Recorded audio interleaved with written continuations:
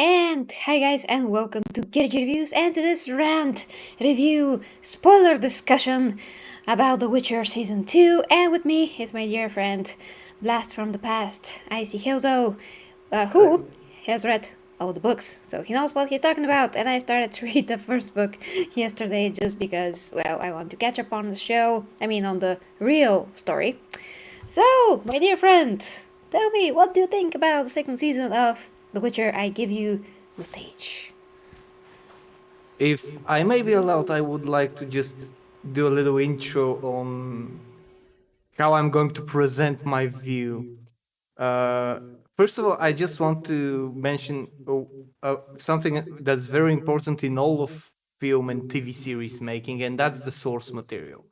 Why is it important? The source material, everyone who is a fan of something knows that it's the most important thing. It connects you to the original. It connects you to what you have read or watched or played or even viewed in any form before hitting it off on the big screen.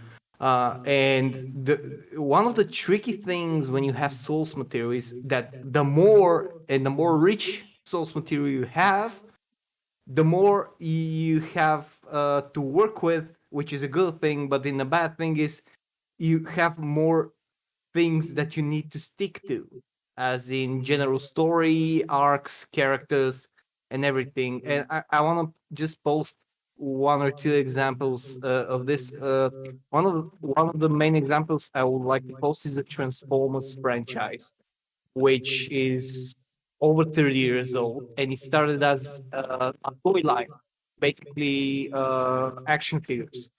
And from then, they actually created the whole source material from absolute scratch. They have basically action figures, and they could do anything with them. They could write the whole story, they could popularize the whole story, they could do whatever they like with it. They made a great story, they make great anime TV shows, and then Michael Bay did a good thing with the first two, three movies. I'm not going to talk about the next ones. Um, and the good thing is that you have just a little bit of source material. You just have the core. You have transforming robots in disguise, as they say. And from then you can go everywhere, which is a good thing. You can create anything. And nobody can blame you for it if it becomes popular. Now the other thing is on the other spectrum you have a bit again a show and a manga series. I'm going to say Dragon Ball, the whole franchise that started again 30 years ago, more than 30 years ago. And you have one movie that is still considered the worst movie and the worst adaptation in movie history, which is Dragon Ball Evolution, because you have such a reach. You have I think 360 or more chapters and arcs, chapters of manga and anime TV and animated movies and fan movies and even side stories, and you turn it into absolute dust. So Yeah. why am I saying this? The Witcher book series, which is expanded upon in the games because they are an expansion on of the story that ended in the books and continued in the games, has an absolutely full and an absolute complete storyline. Which, if you want to add something to it, you can complete the series, or in some cases you can do a prequel, just like with the animated series. I actually forgot how it's called, with Vesemir, which by I've read mixed reviews of it, but in any case, what we have here with the show, uh, I'm just gonna point out, just gonna dive into the first season a bit, which is very confusing for a lot of people, fans of the books and the games, and newcomers as well, especially with the timeline jumps without any clear indication of where you are, when you are. It's still held to the books in, I would say, about 50 to 60% of the time. I mean, at least the changes were not very noticeable, like not very crucial. Yeah. and you could you could actually, especially if you were a book fan, you could say, "Ah, I know this. Yes, this is done good. This is not done so good, or this is changed in a good way or in a passable way." So the Passable is first, a good word. yeah, Yes. the passable is a good word, especially when you're adapting it, and you have a cast of people who is actually sticking to the roles they have in the in the books, even if some of the cast choices were questionable.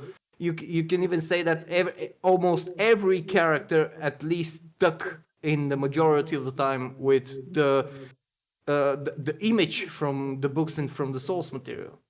That's what I can say for the first season.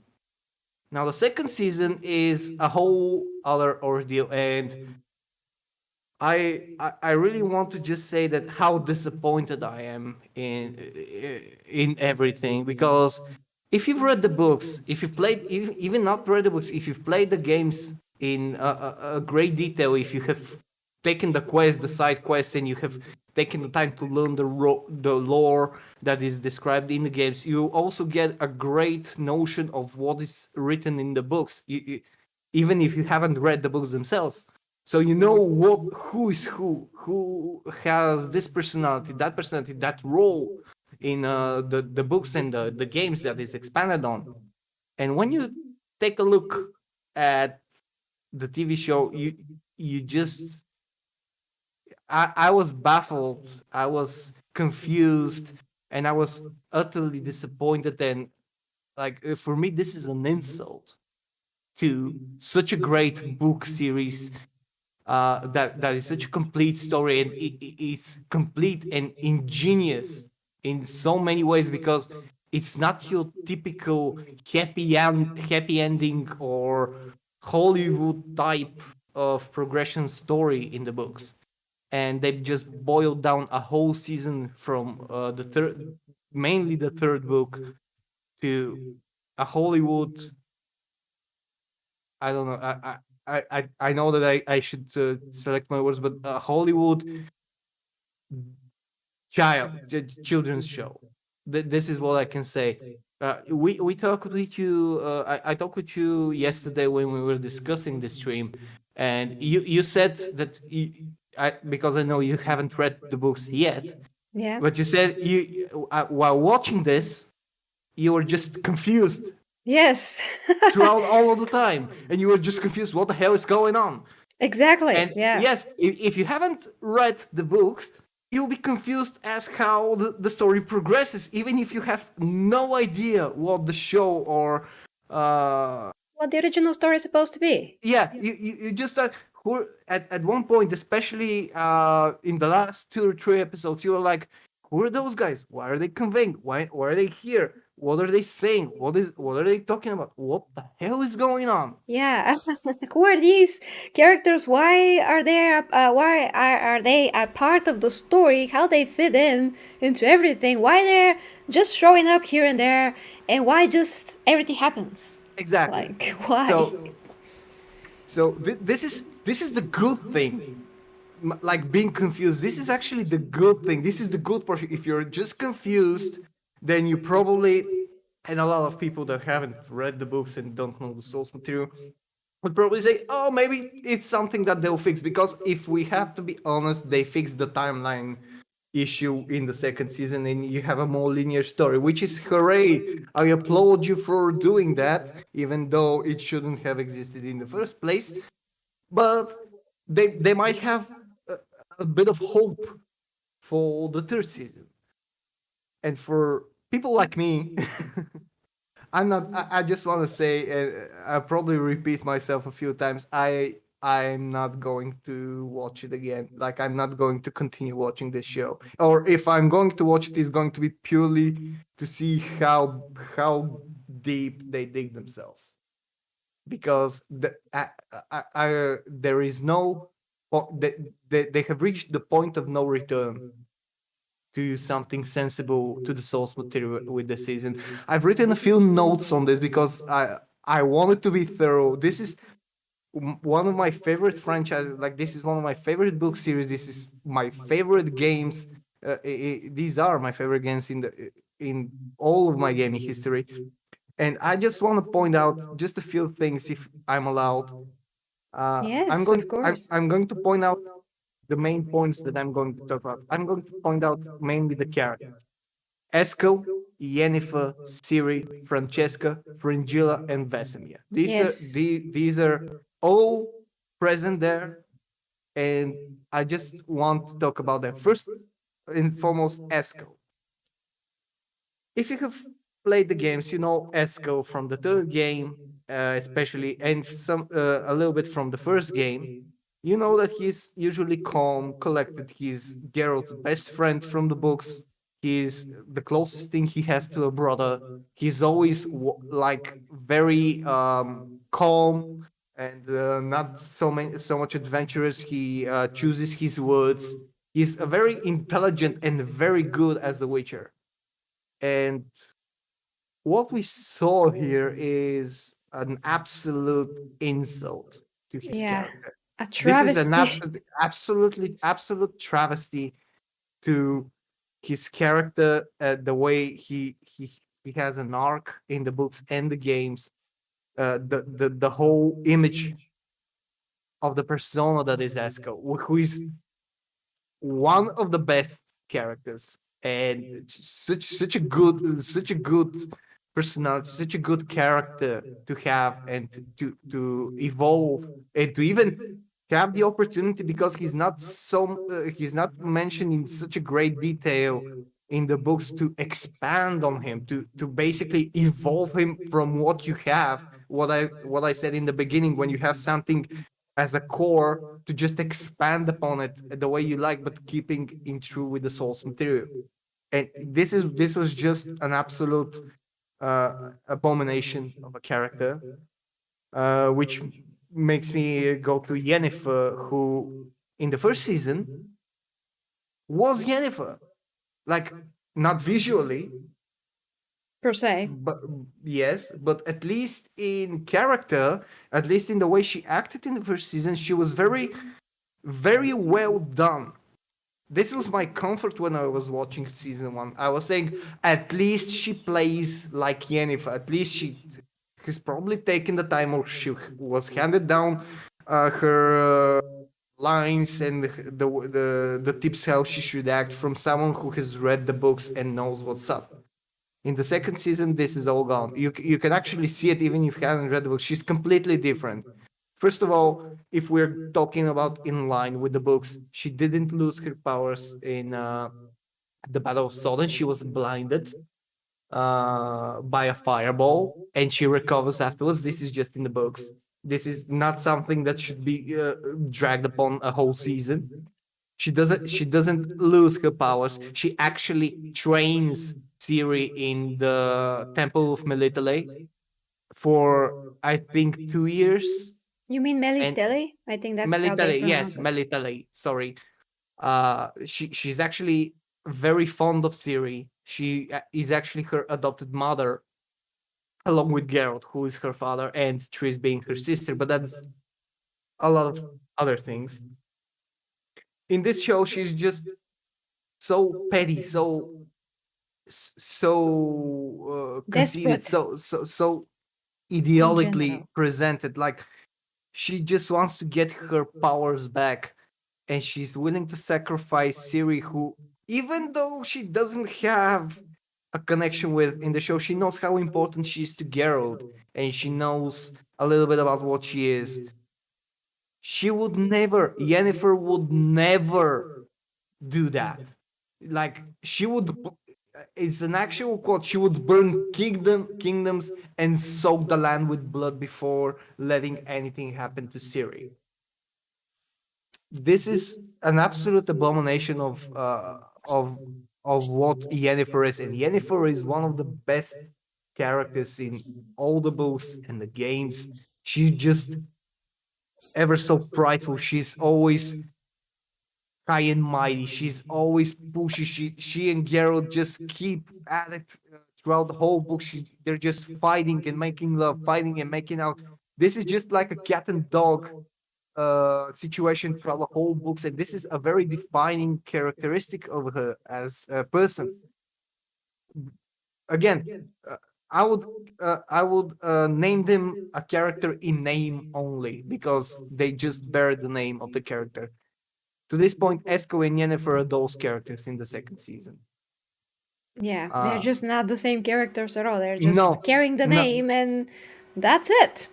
Pretty much, which is This is ridiculous because they already have a perfect source material. They don't need to butcher it to replace it with crap. You know, yes. doesn't make any freaking This is sense. basically what happened to Game of Thrones in the last season, but Game of Thrones didn't have source Material. material Yeah. for the last season, and they just went haywire and did an idiotic ending. And this is actually can be served as an excuse. This show has no excuse. I have written something else, but I'll keep it a little bit for later. I want to talk about Francesca as well. If anyone forgot who Francesca is in the show, she's the elf that gave birth, and that is basically a hippie living in the woods, and they strike a deal with Nilfgaard.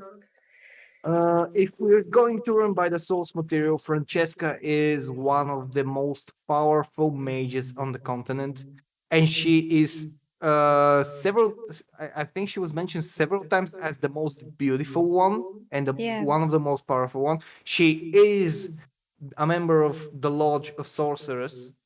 she she's on every meeting, she's on every ball, on every great event that is held by the mages. She's there, and she's in a sort of a leading role as a wise character, as advice giving, and as an influential character. And here she's just reduced to this Angry elf. vengeful, spiteful elf that just doesn't have anything to go by except a feeble hope for something that I was actually thinking, does she even know what she's fighting for? I Or didn't know. they tried to insert the treaty with Nilfgaard, which in all honesty does exist in the book, but it's completely differently done, and for completely different reasons. She doesn't give birth, she doesn't have a child, she doesn't live in the woods. She's just an absolute unit of a sorceress and of a character in the books. Yeah, as I understood in my research, she is one of the strongest mages ever, the most wiser and the most beautiful character in the whole series, basically, Indeed, which indeed. she is not here at all. She's elder blood, she's an elf, she's uh, very old, she's filled with knowledge. This is just something that you could have easily kept as the original. And I don't want to come out as someone who wants a show to be 1-to-1 with the book completely. I know that there's gonna be some changes. I know that someone's going to have a creative decision, and in many cases such creative decisions can be good. I'll give you an example with Lord of the Rings. The full complete series of the Lord of the Rings is 1088 pages of a book, and you cannot feed that even into a 9-hour trilogy. So you have to cut some things out, you have to change some things out, you have to rewrite the story that progresses. But the key thing is that you don't change the main outcome of Characters. yes, and the main outcome of the battles, or of the events, or how it ends, or how it progresses, or where they go, who they meet, who is influential in the story. You don't change those things, you can change around them. You can add, you can subtract some things. This is how it's done, in order to make a bit more thrilling and more eye appealing than the books. Because if we're honest, if every book was 1-to-1 translated to transmitted to the screen, you would have a lot of dull movies that have nothing happening for ages. So you Yeah. have to make changes, but you have to make smart changes. Same with Fringilla. Fringilla didn't have to be what she is in the show. Fringilla is originally from Nilfgaard. Fringilla is one of the many mages in Nilfgaard, and everything that happened with her is reversed. She joins the Lodges of Sorcerers at a later time. She's already a mage for Nilfgaard. Yes, she does lead the Battle of Sodden, but in a completely different matter. Jesus. Well, let me tell you just And from my perspective, real quick, hold that thought, yes, how I see the show, from the outside perspective. So the first season, yeah, it was a mix between, how they did things, because you see in the past, you see in the future, you're like, what is going on here? But then everything comes together and you understand everything. You understand how precisely. the world is built. You understand Citra, Ciri, her grandmother, all those things. You just understand it. Now I don't get anything. I don't understand anything. I'm like, who are these people? Why are they doing this? When Yennefer was with Frangilla and they were both captured by Francesca, was it? Yes. Yeah, I was like, okay, who is this elf? What is she doing? Why is she so vengeful, bitter, all those things? Why is Yennefer looking so bad all the time? Because she is someone that will never put herself in such situations, will never crawl with the rats in the sewers, will never. She is a very, very beautiful character that took, Jesus Christ, takes care of herself. Okay. And so on. So everything that happened, I was like, okay, why? So I had a ton of questions, which never happened to me in any other show that I ever seen. So I'm like, okay, I watch shows all my life. For the first time ever, I'm completely lost about what is happening here, and I don't care about anything because I don't understand it. Precisely, yes. And that thing with that Baba Yaga character, that's like Hansel and Gretel Baba Yaga character, I'm like, who is she? Why does she have some kind of a connection with both Frangilla, Yennefer, and Francesca? Like, what is this thing about now? So nothing is explained. Everything is nuts. That scene with Esco, how he was a, drunken pig, basically. The Witchers getting women in their fortress where nobody can find in general from the books. It's this sacred place. Sacred. That Geralt actually said, nobody knows where it is because we want it to be like that. He Yeah. actually said it in the show. But still, there's prostitutes there. Yes, from the nearby village. Yeah, ridiculous. So everybody can just capture the prostitute, and make them tell tell the location of the freaking fortress. And to the very least, the Witchers are not this kind of a warriors that just gonna bring prostitutes and totally make their place of the place that they are living in, training in, totally not sacred anymore, and ruined it completely. So once again, I was like confused, I lost interest, and I was like, okay, at least in the first season they explained things, everything made sense. I connected to the characters.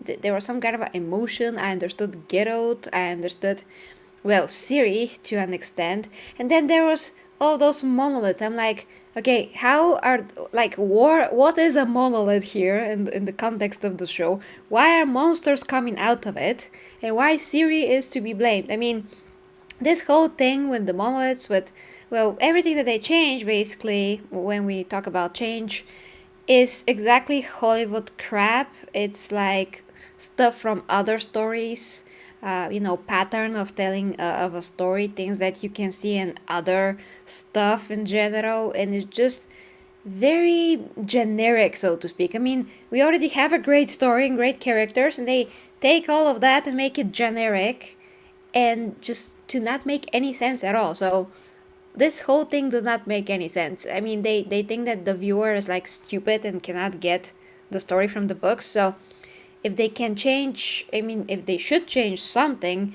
it definitely should not be the characters one. It should not be like the gist of the story. I mean, obviously, Ciri is here when she wasn't supposed to be, but they can easily incorporate her character and make it make sense, like in the first episode. So it's not like they can't do that, it's just that they choose to do it in the stupidest, most generic way possible, and with that, doing a disrespect to the story and characters. So yeah. Well, yeah, when you have changes, like in this season, one of the things that I actually enjoyed was the first episode, which is basically a short story from the second book, I think, with the monster Nivellen and with the Brooks Yeah. Verena. Sorry. So what the thing that is actually changed here? There are two things changed in the whole story. First of all, Geralt already knows Nivellen in the show. In the books, he doesn't know him. And second, Ciri is not supposed to be there because this takes place, I think, even before she was born in the books. But making this kind of change with this kind of outcome and what was shown in the episode is not such a big deal. It's still an interesting story. It's still very well portrayed. It's still close to the source material. You just made a few changes based on what is happening aside from that episode. Geralt already met Ciri in the end of first season. All right, this is good. Pull in a little side story and insert Ciri. It's not such a big problem to do that if you can do it well. I think they did it okay. It was done okay. It was Nivellen was good. The conversations with Geralt were nice. It was very close, and I think that's what they did. They used it as a first episode to reel you in, to basically makes you uh just we'll be very very okay, and we will be close to the source material. Just keep watching, and then it all goes to hell. You said the Deathless Mother, the part with the Deathless Mother with Francesca. This is actually the next thing and probably the main thing that bugged me about this. The whole arc with the Deathless Mother. In the books, uh, you said you said Baba Yaga. In the Yeah.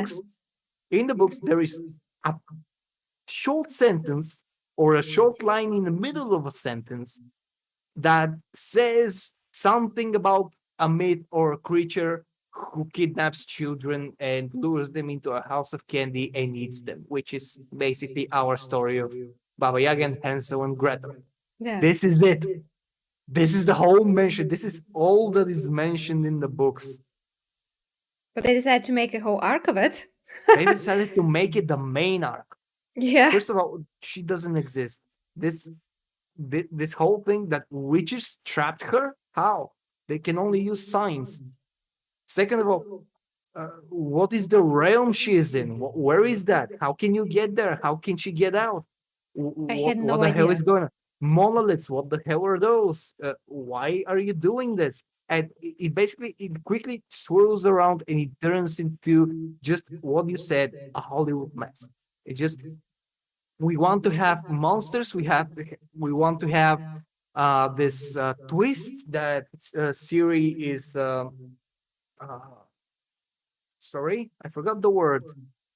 Uh, Um, Possessed. Sorry, possessed possessed, yes. Mm-hmm. by an evil entity, which is something that I'm currently watching Supernatural, the TV series, which is Mm-hmm. all about demons, ghosts, possessions. It's Yeah. done. This has been done so much, even since the 70s, the 80s.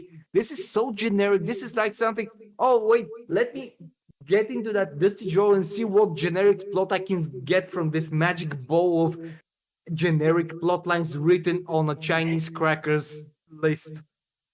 This is like something you just. I'm gonna do basically a chance game. Ooh, witch. Ooh, possession. Ooh, main character. Okay, this is it. This is how they did it, and there is a point of no return with this. Like for every fan, there is a point of no return in this show, and this is the part when Siri killed Witchers. I would Yes. I want to be a little bit detailed on that. First of all, the whole section, the whole portion in the source material when Siri is training in Kermohan is, I think, again, years and years. She has all the witches helping her. She has Eskel, Lambert, she has Vesemir helping her. teaching her. She's reading, learning about the monsters. Triss is there teaching her, trying to help her with her power, trying to be another girl. There's actually a portion that is loosely mentioned about her coming of her blood, Mhm. which is actually a very nice section of in the books, which is done so much better. Uh, you have her training failing, you have her honing her skills. You even have this portion at the beginning of Witcher 3 when you are with young Ciri at Kaer and this is the beginning playthrough when you're actually learning how to play the game. This is the walkthrough. It frustrates me so much because you have all these witchers who actually have her as someone who they truly care about, who she truly cares about. And first of all, the connection is not there in the show with those witchers. She doesn't have the time to connect to Lambert, to Vesemir, to anyone. I mean, they are total jerks to her, first of all. Of course, I'm not gonna say they're not entirely jerks or picking on her like in a brotherly way, but they're not such jerks, especially Lambert. Lambert is a jerk in general as a character, even in the games and the books, but he's very fond of Siri as well. And when you have like you have her going, and I don't even want to go into the details how can she can sneak to a witcher who's supposed to have superhuman senses and sense everything, and you're actually seeing it in the show. Geralt is hearing something 5 miles away, let's say, a mosquito scratching his neck a mile away.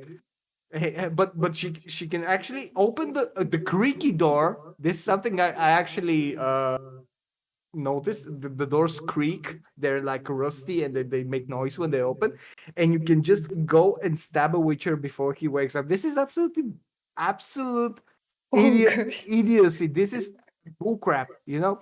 This is a Mm-hmm. ton of crap, a ton of, like, when you're in a cow farm, a big cow farm, everything that you can smell, this is the show.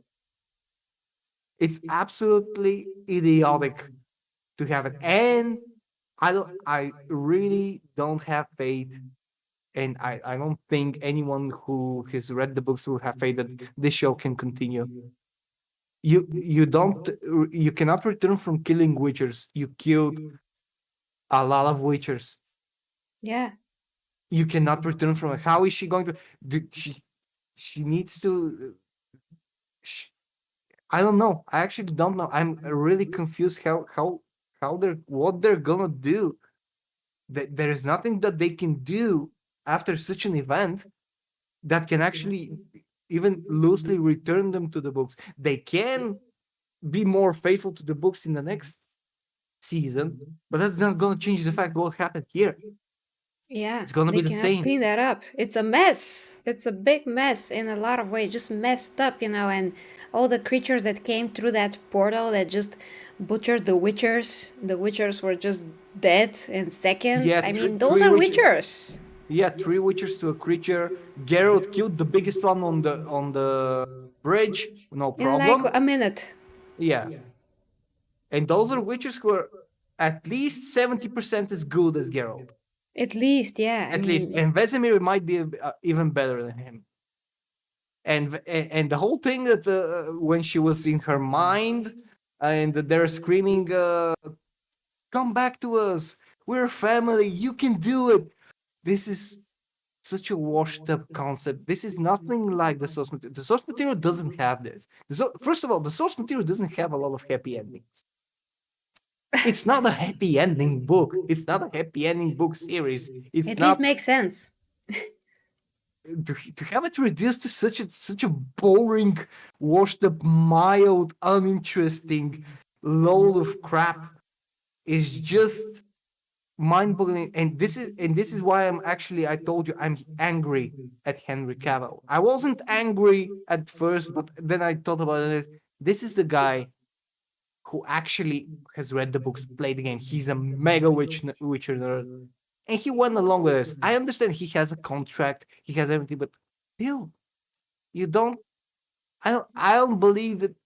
and watching interviews with him when he was like, "Oh yeah, we're keeping very good. We're presenting the story very well."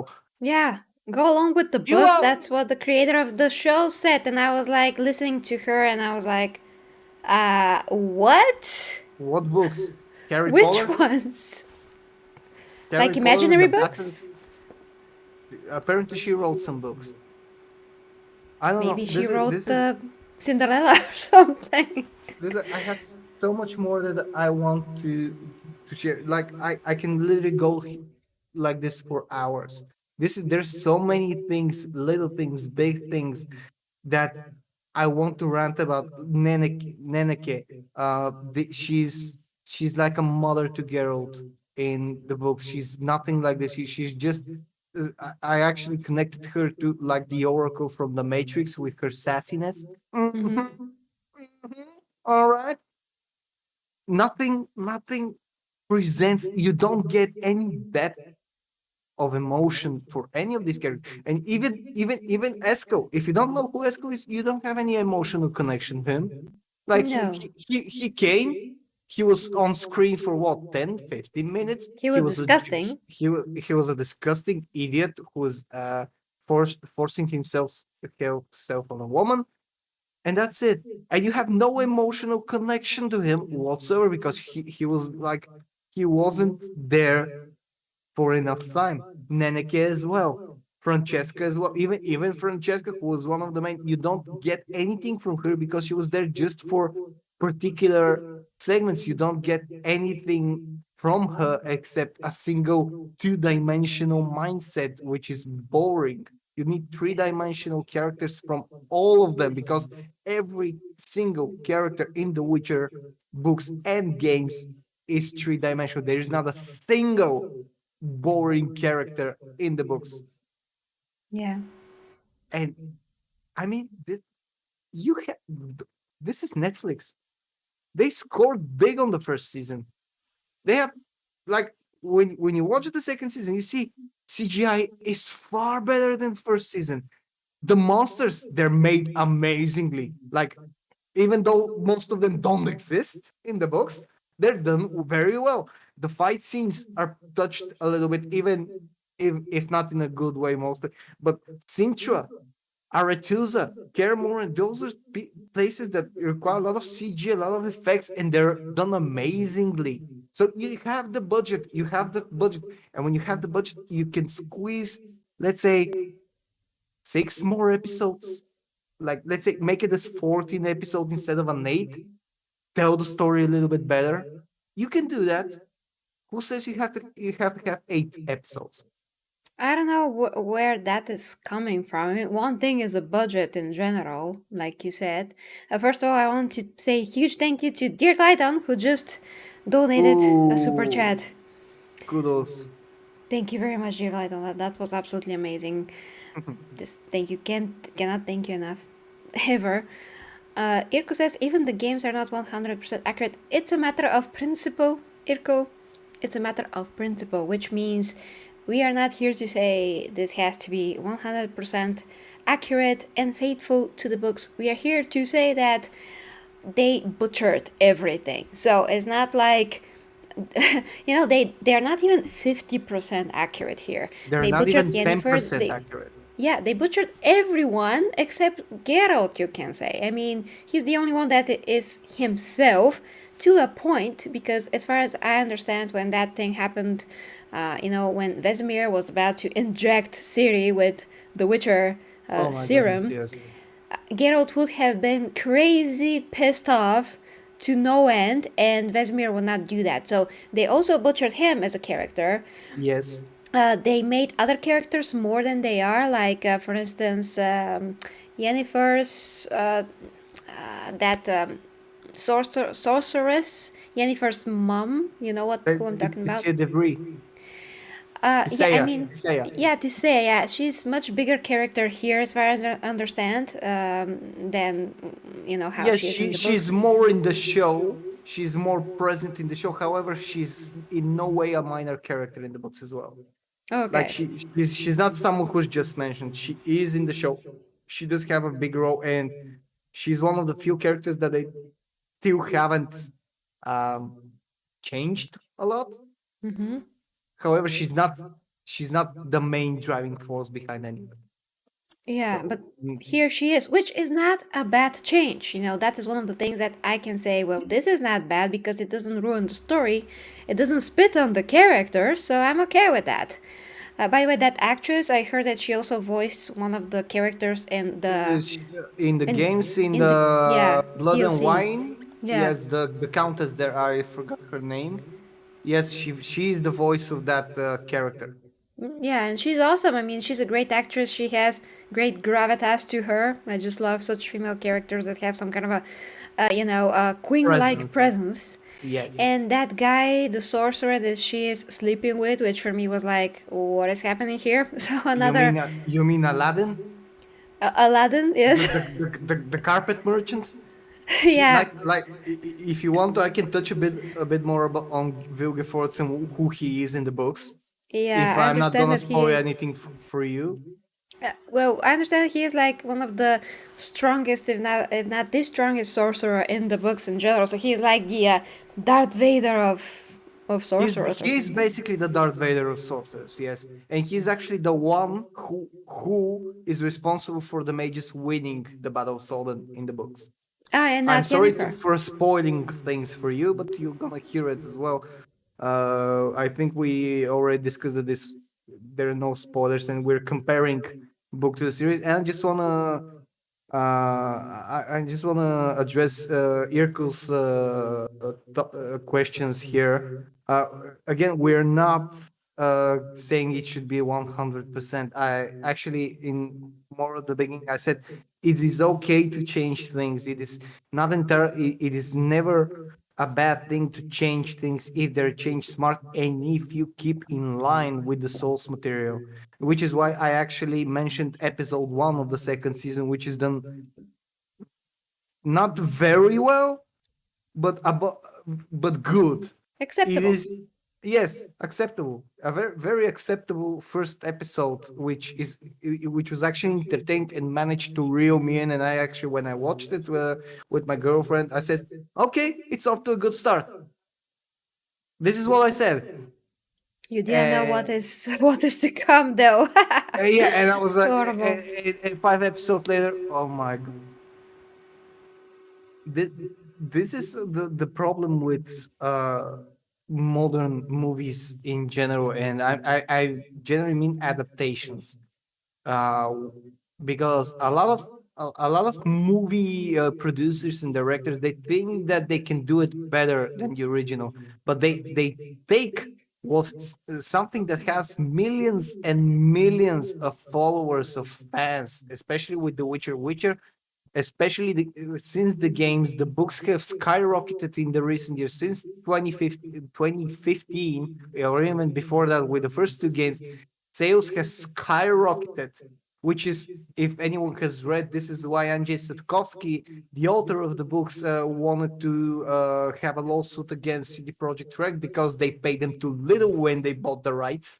Because he has said then, oh, this is never going to be something very good, and he turned into one of the best games in existence. It's a winner, a multiple awards winner. The books are multiple award winners. They're read by millions. They're sold out everywhere. I remember when I went to buy the fifth book, I think it was actually sold out in one of the bookstores near me. This Wow. this this means that even after years after, people are actually interested in the books, interested in the source material, interested to learn more what has happened before the games.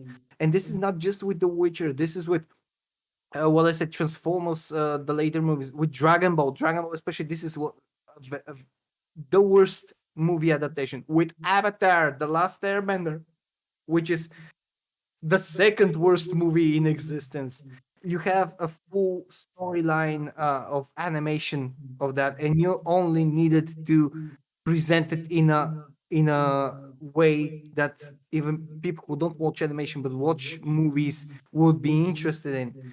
You have so many TV series, movies, games.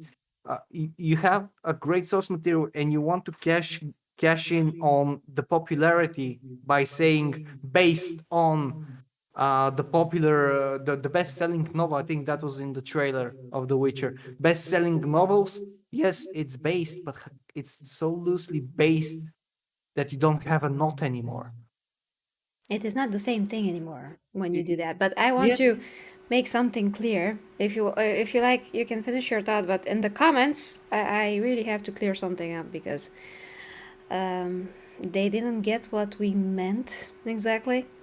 If you read the for what? comments, Let me so see. uh, Irko, I don't think that we have different opinions. I think that you do not understand what we are talking about. We are trying to say that we do not want a 100% adaptation. We do not. We are not saying this. We are saying that now season 2 they butchered the story.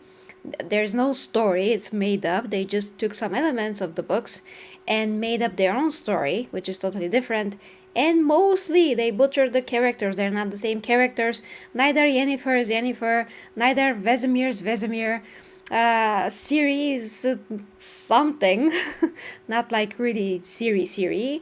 And Yaskir, I don't know about him, but maybe he's changed too. Eskil is one of the most prominent Witchers in general in the books, and here he is just a pig and he got killed off.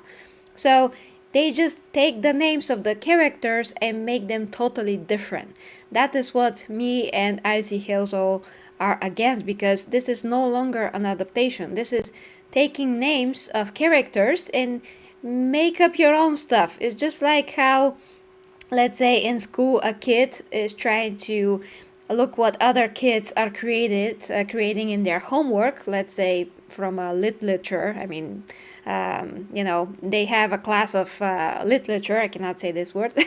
And then one of the kids just takes the names because he saw them from his from his buddy right there, and wrote his own story with the same characters. That is like plagiarism, almost. So it's that far away from the original characters and how the stories are told that is no longer the same thing. So we do not want the same, 100% adaptation. We just want the characters and the story to be somehow, closest to the source material. They can still change stuff because obviously Ciri is there when she wasn't supposed to be. But as the first episode was a very good example, they can still do an original story from the books, do it well, serviceable, acceptable. Ciri be there, and you still, watching something that is good. So most people, I guess that have seen the show, have not read the books, maybe like me. I mean, I'm a fan of The Witcher, but I still haven't read the books. So for me, that's gonna be okay to see something. So it's not gonna be like, oh, I already know what's gonna happen because I read the books. For most people, that's probably not gonna be the case. But even if it is, they're not obliged to take from the books exactly what happened and do it on screen. And we do not want to see that, like, for sure. I mean, we could be happy to see it, but we also could be happy if we see something similar or maybe better. There are actually cases where in comic book adaptations and books some changes were better in the end result, in the adaptation, although that is rare. But yeah, the point is, we're not like, oh, we are just perfectionists, so we have to have this perfectly like on screen. No, we are saying they butchered the story, they made up the story. There's not, I mean, anything almost that was in this season was not in the books. Characters like that Baba Yaga was not in the books. There's just a sentence like you said, and they just made the whole story about her. And then in the last 5 minutes, Geralt was like, oh, we captured her and she was not supposed to be out of here. I'm like, so the Witchers captured her in this a realm? Where is that? What is that realm? What are realms in The Witcher? Nobody explaining everything, anything. So they are making everything up from their asses, and they're just presenting it to you, and they're like, you're a stupid viewer, take it, and you're going to like it. So the way that the show is done is not only an insult for the viewer, even if you haven't read the books, because that is how I felt without reading the books. I felt like Okay, I've saw so many shows in my life. I feel like I'm ridiculously dumb when watching this because I don't understand anything. So it's either me or it's the show. But yeah, it is the show because yeah, it does not make sense because it doesn't make sense. So yeah, that is it pretty much. We do not, demand to be the same. We just want to be like at least the first season where they mixed things. They brought Siri way earlier than she was supposed to be in the story, but they made it to make sense. They brought everything together, and it still was according to the books, but just the events were a bit shifted. That is a lot better. So even if you read the books, the first season is still a surprise the way that is done. So in that way, they are both being faithful to the original story and material, which is quality enough, so you don't need to deviate from it like drastically like they did here and totally made it up. And you get, in the same time, the books. So you get, newer approach to the story. You get Siri there, and you get the stories from the books. So you can have both things. You can have your cake and eat it too. And in the second season, they just dropped the ball. So that's why we're talking about this. Continue. I just want to add something to Irku's comments because yes, there's something that he made as a reference as Game of Thrones. As far as I know, although I have not read the books, the first 3 or 4 seasons of Game of Thrones are almost completely one to one with the books. I mean, like almost one to one, which is a problem indeed if you watch the show first and read the books later. I Yeah, that agree with that. was that was a How, conversation for a lot of people back then. Yeah. yeah, however, I would refute with something else. I watched Lord of the Rings before I bought the book. And I would like to personally express to you that Lord of the Rings, the book, the full book, is one of my favorite books, and I still to this day keep reading it over and over again. Because what happened with the Lord of the Rings? You have 3 movies or increasingly longer every each with each movie that encompass so many things from the book.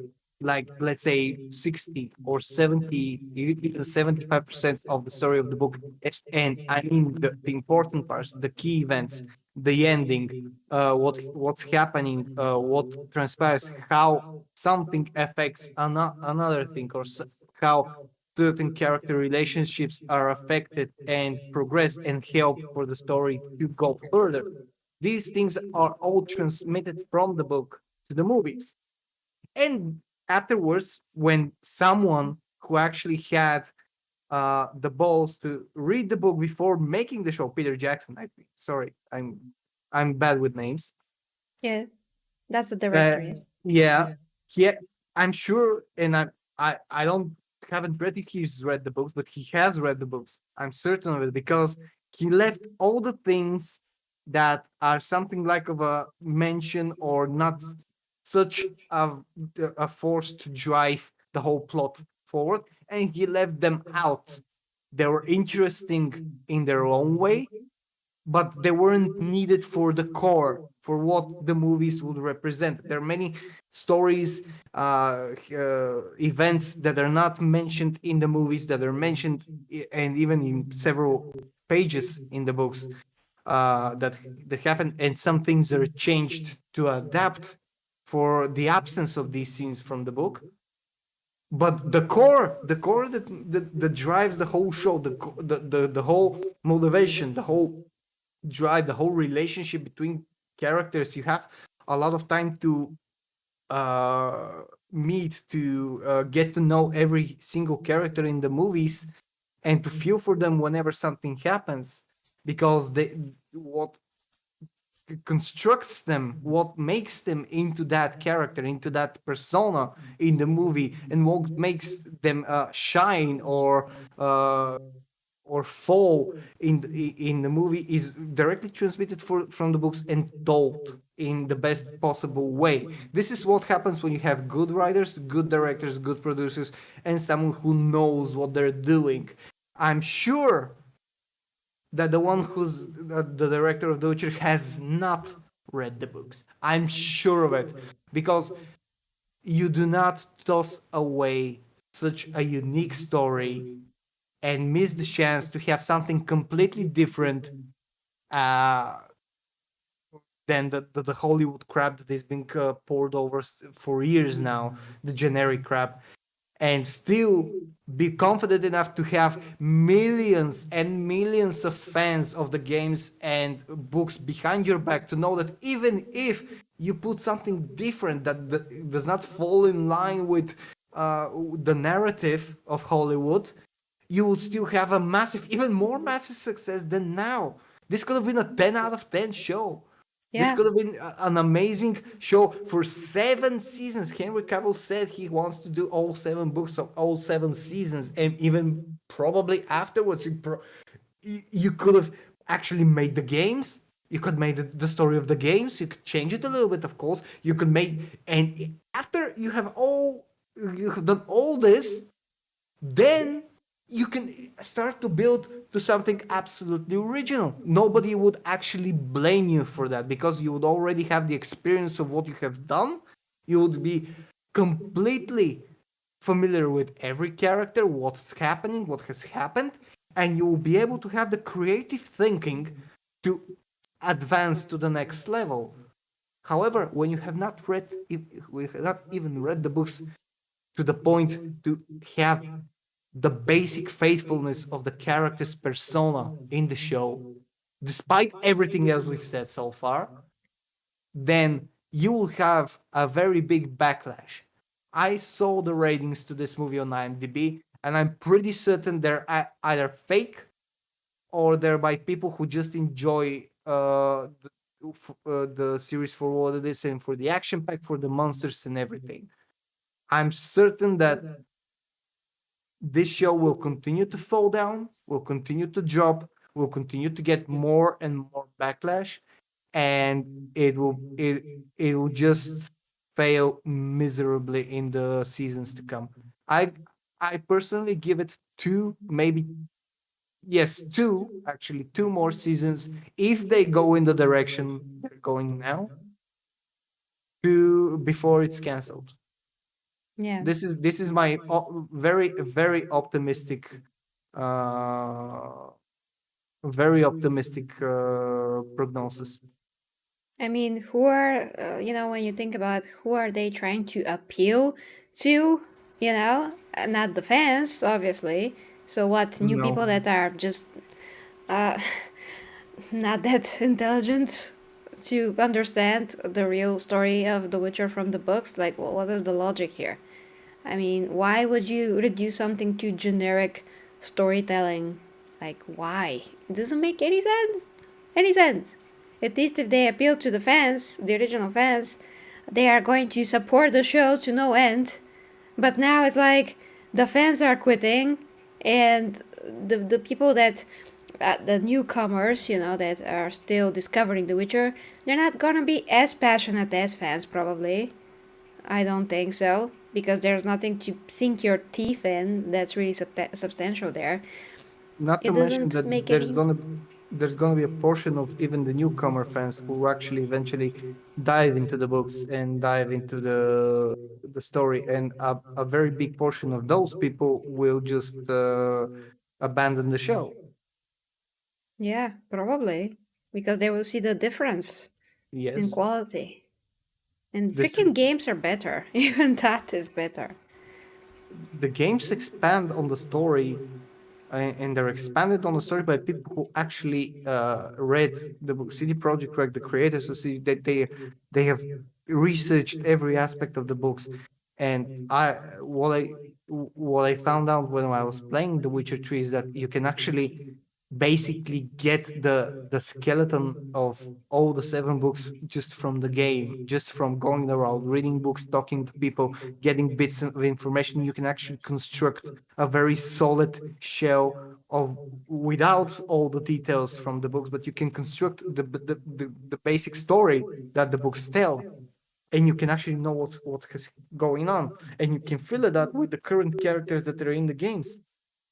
So basically, you can discover what was in the books, in more or less, with the games itself, depending on how you play it.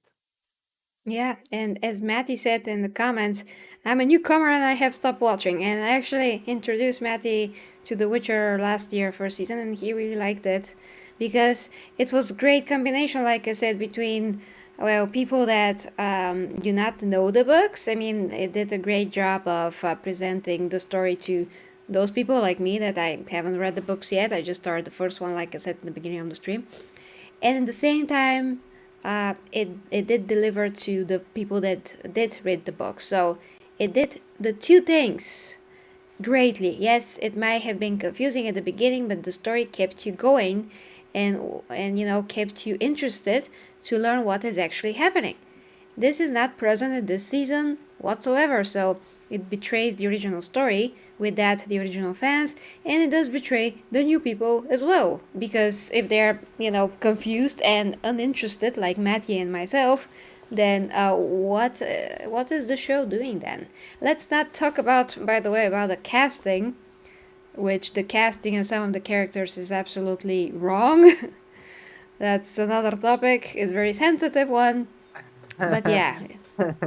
So what I'm going to say is like if anyone doesn't know, everything in The Witcher is based on Slavic folklore, Slavic, Yes. Slavic race, Northern Viking race, English race, Belgium race in the, let's say, 12th or 13th century at most.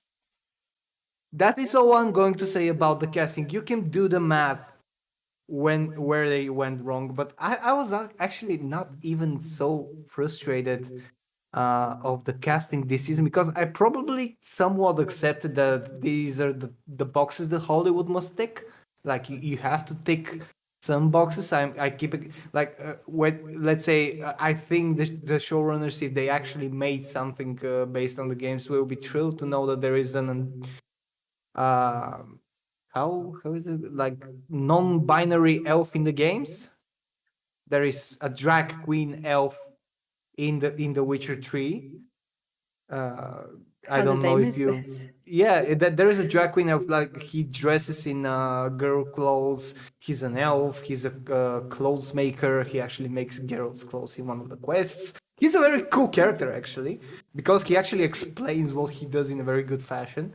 But I was not so frustrated with the casting because maybe because my mind was occupied with all the dumb things that were going on to actually even pay so much attention.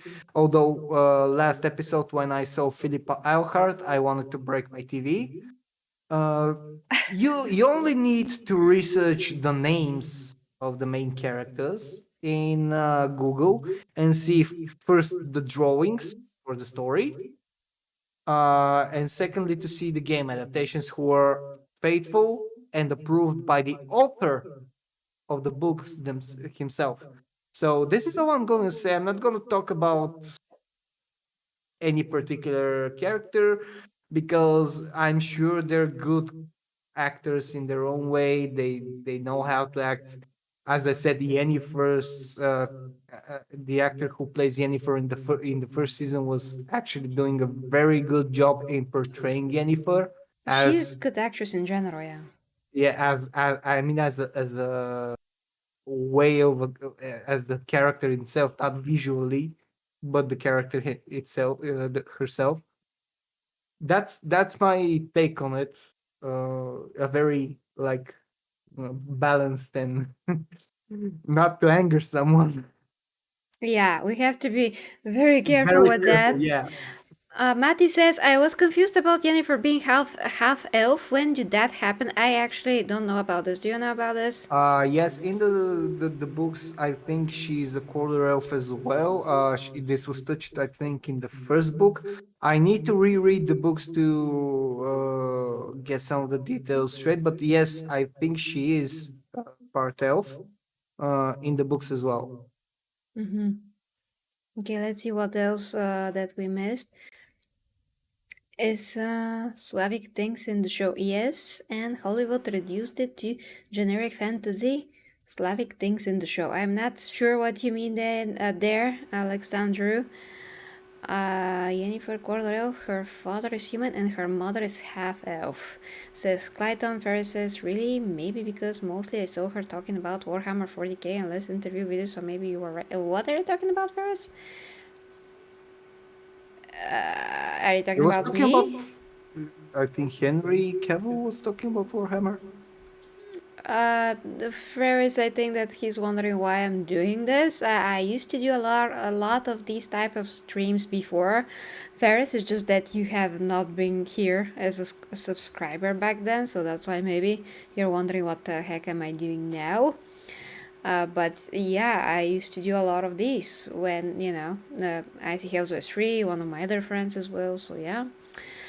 Um, that wasn't in the first season, just added to the second. Yes, I don't remember actually Yennefer to be mentioned as a half elf in the first season. Things were just dropped like an information here, just like Yeah. things are just happening in the second season, and there's no really explanation about anything. And Alexandra says, I meant that Hollywood took a fantasy inspired by Slavic fantasy and reduced it to generic fantasy with zero Slavic things. Indeed. That's what Yes. they did in the second season. The first season, at least they had music that was Slavic. Oh, The second season, even the music wasn't that Slavic. It was just more like medieval, ancient Germanic copy, like the German type music. And yeah. the I haven't creatures, some of heard the anything that sounded like our music, so if I well, did, no, I was. Slavic music is not only our music. It's I like know, but. medieval Slavic music. Basically, when Polish music, especially when you have the music from the games, especially the third game, the soundtrack is completely by a Polish medieval band that does such medieval music in shows, and they actually wrote, I think, the probably 90% of the soundtrack. This is what they mean. This is that medieval music with Slavic wild origins. Yeah, my point was that if there was such a music, ours or not, because the sound is similar, I would have noticed it right away. But nothing stood out to me at all in any kind of a way. So yeah, I guess no Slavic music there. And the other thing is the creatures, at least the name of the creatures, they're from Slavic folklore, the Leshen, the Striga, the Bruxa. They're from Slavic mythology and folklore. There were a lot more creatures that they could have added. It's just, I don't know. I don't even know what to think anymore. I'm just, we spent so much time like talking about this, and I'm just thinking it would be easier. Like I would let my frustration out because this is something very close to me as an experience. The books, and no, I'm just getting more and more frustrated. Actually, Yeah, when you think about it, they're trying to delete the original identity of The Witcher as a series, as characters and story, and just replace it with something generic and Hollywood like. Because to this point, I cannot make any difference between The Witcher and anything else that is fantasy. It's just that there's a Witcher there with the white hair, he's a warrior, and he kills monsters. What is. yes. And you have a girl named Ciri who's powerful, and a mage who's named Yennefer. Yeah, and there's That's it. other mages, and that's it. But sadly, that's what Hollywood does these days. Like this is not the case only with The Witcher. You have Ghostbusters 2016, same thing. You have some of Terry Pratchett's books, The Watch, the new TV show, who's absolute. I'm not even gonna watch it. You have a lot of these great movies and great stories and great books that they're just adapting for modern and woke audiences to be inclusive and all those other weird words that I don't like to use. Uh, just so you can cater to a very small portion of viewers just because they're the Actually, most yeah, vocal. They're just the most vocal ones. They're just the exactly. ones who make a lot of noise. Yes. And instead of being faithful to, this is the same with the comic books, by the way. And instead of being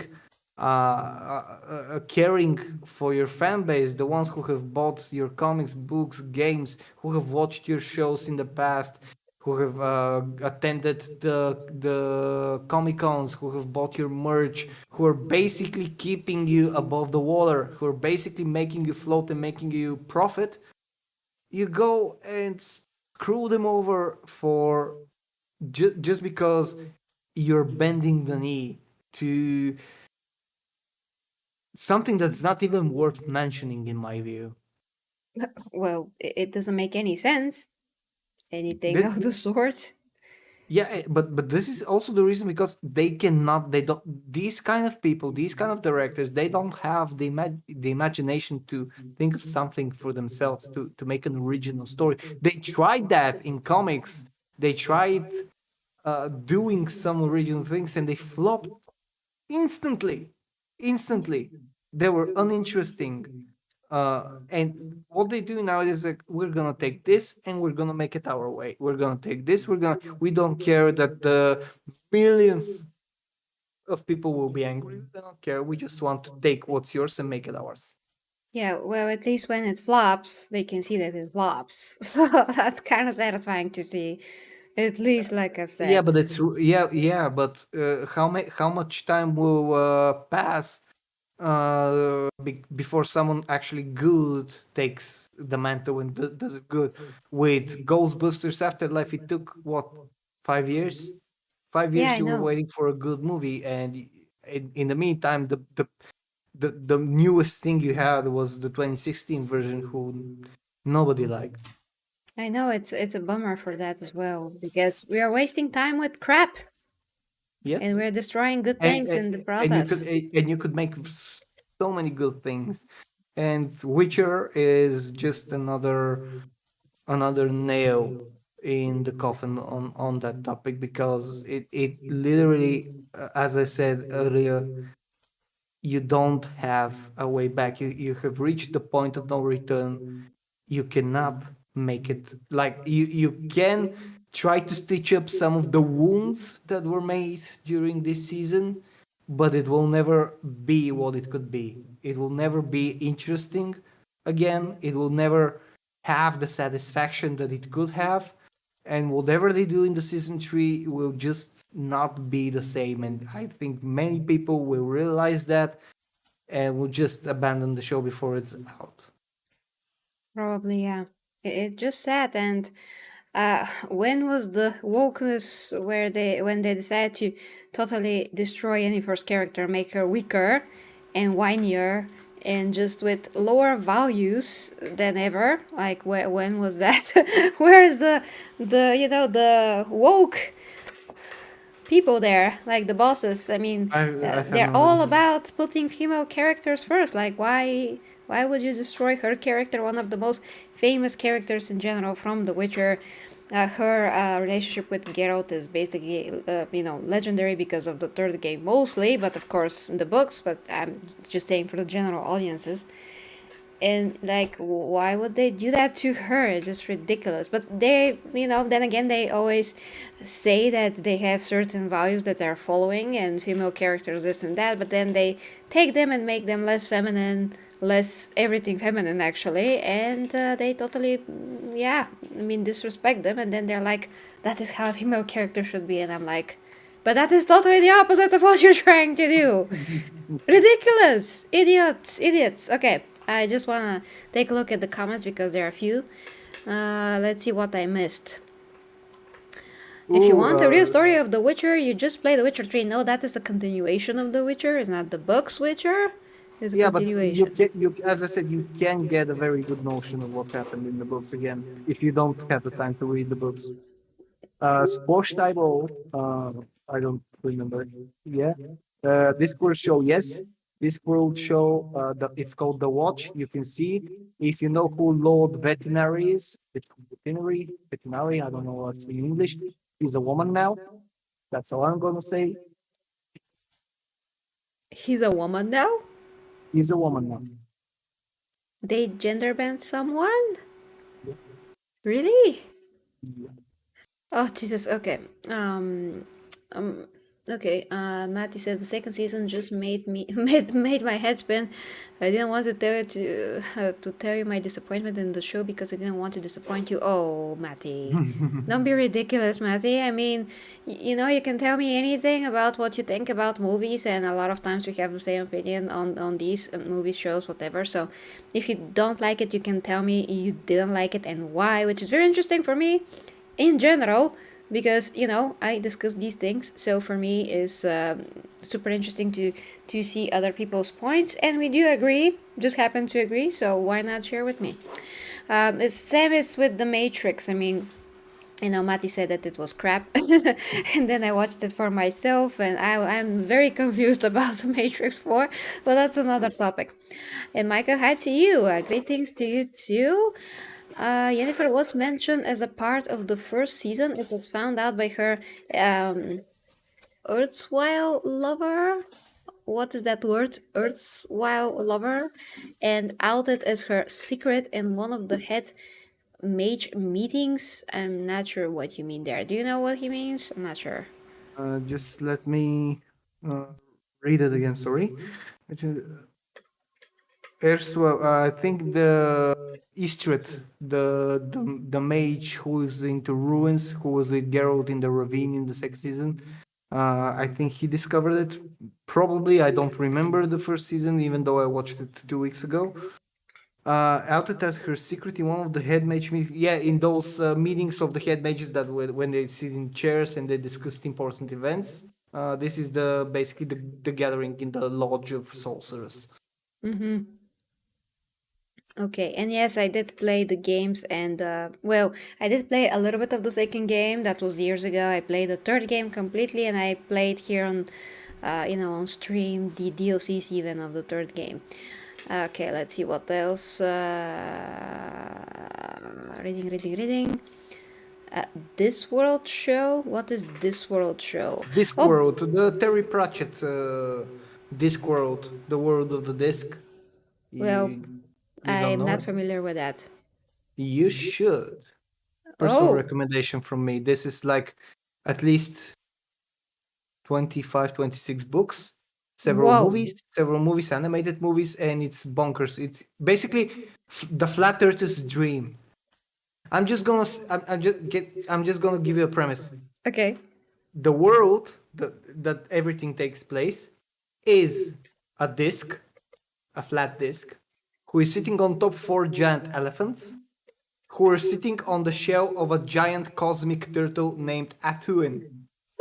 And this is all and there is a death as a character, the Grim Reaper, and there's a death of mice. That's all I'm gonna say. Dead mice? Death of mice. The death of the Grim Reaper of mice, of rodents as a character. And it's a little tiny skeleton mouse with a sight and a black robe. That's This is all nuts. this is all I'm gonna say. These are Okay. 25, 26 books, even more, because they keep pumping out books. There's still new books and new stories. So yeah, I highly recommend, because this is more than 30 years of stories, and they're well easy to read.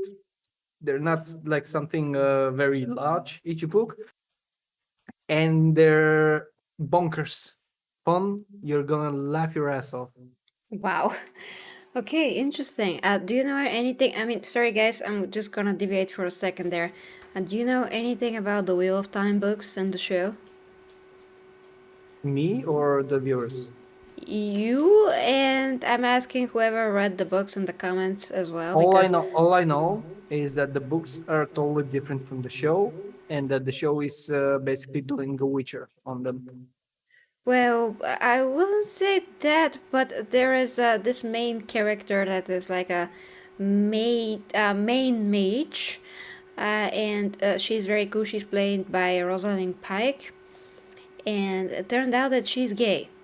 And I'm pretty sure that Right. that's not in the books, but I just that's why I'm asking, is that in the books? Because I was pretty shocked when I saw that. And since I saw that episode 6, I think, then I didn't have internet for a week, and I missed 7, and then there was 8 already, so I have 2 episodes to catch up on. there was a scene that I think it went very far. It was artificially put into our faces. And after that, I just don't want to watch it anymore. I'm probably going to continue, but yeah, that sucked. So I just want to know. I mean, that sucked because I think that it wasn't done very organically. So don't get me wrong, guys. And if that is not in the books, I just don't like when characters are bent in any kind of a way, like race bent, uh, orientation bent for no reason, and all of that. So just let me know, guys, if this is another woke example or not. Getting back to the comments real quick so we can catch up with that. Yeah, a weak Yennefer doesn't sound good. No, and she's always tortured. I mean, like, just look at the first season. All of the scenes with her was such a pain to watch, emphasizing how much pain there is. And I was like, okay, this is very hard to watch, but at least there's a point to the story. The fact that she wants a child, all those things, that operation, I didn't need to see that. But in the second season, she is basically, captured and still tortured in a way from one of the wizards, not wizards, mages. That's another thing. Okay. I saw the first and second season and quite liked it, but I haven't watched any others. For what? For what? So for this world. If the director of this series followed the Witcher 3 game storyline, then never this happened. No, probably. I mean, first they cannot do this because the games are far ahead the books, so it doesn't make any sense for them to just jump to the games. And they already said that they're going to go buy the books, and they don't actually do that. Wow, amazing contradiction there, showrunner. Let's see what else. Where was I? Their craziest and most funny stuff you'll find. Really, Ivy? Thank you. I had to question myself because I found all the things you were excited about. I used the heavy flamer on the Matrix Word and the Witcher. Do not worry, Matty. Don't be. I mean, you know that I'm not butthurt about things. Like, I mean, so easily at all. If the Matrix is not good, which, yeah, it is not. And if the Witcher is not good, I'm not gonna go and cry in a corner. Like, there's much more important things in the world. After all, it's gonna be like a disappointment, which it was, but it gives us a food for thought and gives us a chance to say what could be done differently, which is a lot more productive and useful things for us to use our brain. So look at it from this perspective. I always look things from this perspective. Now, if there was about Xena, I'm going to be a lot more like with the pitchforks and my swords, Now you know But how I feel. yeah, but it's not about Xena, so I can get over anything else pretty easily, just not Xena that much. But hopefully they're not gonna touch her at all and, yeah, just gonna leave her be. Um, okay, if there are wizards, if there's special academy, you have to read them, Gary. Oh, okay. Yeah, you really do. Like, this is a must if you're into fantasy. This is like one of the pivot stones of fantasy. Terry Pratchett is basically everything you wouldn't expect from a fantasy novel. That's interesting. Okay, you picked my interest there. So, Wheel of Time got flamed by me too. Yes, very deservingly so, Matty. So, once again, it's all fine, it's all good. Ivy says, oh, from what I understand and remember, the show is 180 degrees different than anything in the books. Like, everything important is butchered. Oh, okay. Well, I'm counting Excellent. on your knowledge, dear Ivy. So, if you say so. I am like I mean on my to-do list is to check what is the differences between Wheel of Time books and Wheel of Time show because I just must know.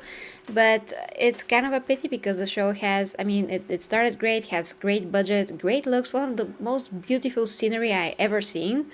Ever, Lord of the Rings included, just amazing, and then to butcher it is just yeah, ridiculous, but we already know that it's ridiculous no matter for what show or movies we're talking about. Ivy says, seems like it. Granted, I was never a fan of the books. Stopped following during the 90s, but the changes are extreme. Wow, I don't care. Matty says, Wheel of Time is not woke. There are not gay characters in the story. I know because my former best friend would not shut up about it. Thanks, Matty. I appreciate that input. Don't care says, I always thought sorcerers like Triss and Yennefer are infertile. Yes, I don't know about Triss, but if yes, she's. yes. In general, mages are as well as witchers. I see. And Matty says, woof! I just spit on my applesauce on the floor, but hurt. Well, yeah, you know that I'm not this kind of a person, so yeah, whatever it is, I can turn it, I can make something good out of it. Like I said, just use our brain, that is good exercise. And Farah says, in my opinion, the problem is not to reach to the top, but the problem is how you will keep yourself always at the top. Well, Ferris, that is a matter of principle about a lot of things, but if you go step by step, like when we're talking about making a show, if you go step by step and try to do the right thing, like with the first season, and please two types of the audiences, like I said, one that read the books, one like me that haven't yet read the books, you're doing the right thing. So it's not that complicated. There is a way to do it, and just go by that plan. Go by that way, and you're going to get somewhere that is better than where we are now. On that point, you commented on my post, Instagram post about the trailer of the prequel of The Witcher. So, what do you No, know no, about no. that? Don't even get me started on it. First of all, the story of the prequel of The Witcher is a very like how should I put it? This is like talking Silmarillion. No, it's even worse. Sorry. Silmarillion is actually a book that you can actually make into a TV series and a movie. Like you have several, and I don't mean a lot, bits and fragments of what it was like before the conjunction of the spheres. You have like comments from characters in the game, you have some Yes. comments from characters in the book, but not so many. To even attempt like this just proves that the creator of the show has not read the books and does not care to read the books. This is something that is absolutely unneeded. This is absolutely not needed. It doesn't have a place on the screen. It doesn't have a place to exist. It could potentially have place if the original show was made good and you were shown that the show was made by knowledgeable people who care about the source material and want to basically make their first try at creative thinking outside of the main narrative. Like I mentioned in review segments, that you can actually expand when you have gained enough knowledge and experience in transmitting the source material into a watchable and entertaining show.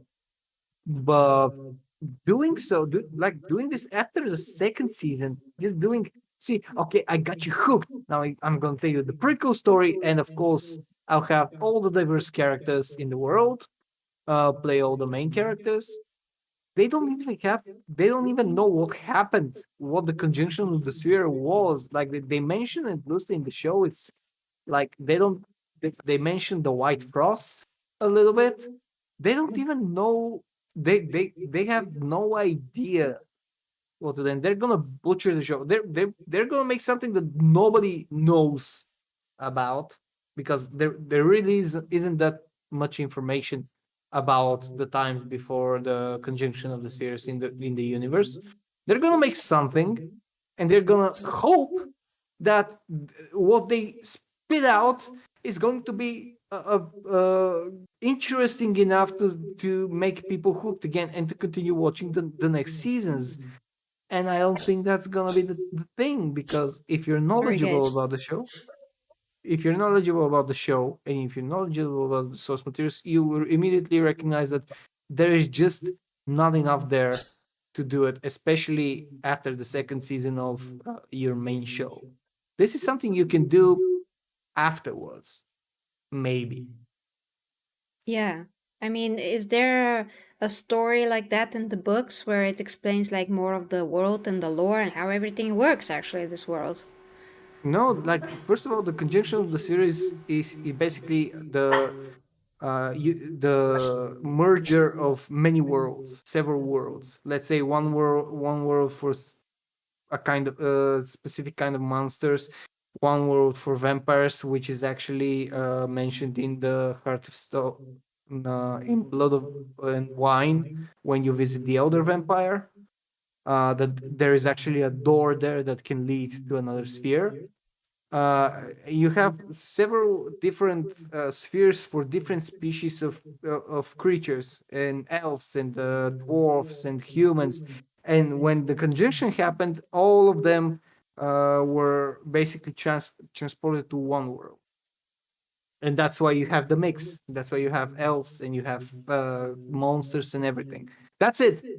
You don't you don't have any stories, you don't have any legends that are widely explained. You have a segment in the Witcher 3 in the final quests of the main game that you travel to several different spheres, and that's it. There is almost no information about that. That is The Witcher. That is Roach. That is. He really wanted to come. He was getting restless. He's like, He's "Where going. is mom? Mom, stop doing this. I want to see ya." So you basically are telling me that they hired the awesome Michelle Yeoh, I think was her name, just to do a made-up story. Also, there is also there isn't a concrete story about what has happened before that, before the universe of the witch. There So they is just like some short notes about Geralt childhood, maybe you can say that, but nothing 1200 years before the witches. They're just gonna what this show is going to be. There's they'll have how I envision. They'll have the main event that happens in the very beginning will be the conjunction itself, and they're gonna probably have several wars for dominance and meeting the new species. And afterwards, they're probably going to introduce Laura Doran, which is like the OG elder blood child, which Ciri is descending from, and Ifling, which is the highest goddess elf and whatever. And that's it. That's gonna be the show. wow. So And, I'm very and discouraged now to watch it, honestly. look, you don't have to take my word for it. I generally do not like prequels. I don't like non-linear stories. If you have a show, doing a prequel is unnecessary. It's idiotic. This is why I was laughing when I saw the prequel to Game of Thrones. You don't need it. Yeah. Do it first and then the show if you want to. Even if it doesn't gain a lot of traction, even if it doesn't strike big money, you have an established story and you can build upon that. And you can say, there's a show that okay, I'll return to watch it when I watch this scene in Game of Thrones, and you have people going forward and backwards to just see what happened exactly. You can do that. You can play with that. But no, prequels. Why? Why you make prequels? To just, suck everything out of it and make more money. Basically. But I just have a problem with the fact that they already have a very good, substantial story, enough material there to make whatever seasons they want. So why? It's just like, why you're. It's a cash grab, Gary. It's a cash grab. That's what they do these days.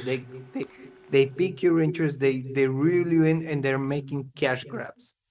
This is Because. all that they're interested in. They're not interested in like very few creators are and movie directors are interested in actually making you uh, hooked for a long time so that they can keep coming back with more and more awesome stuff.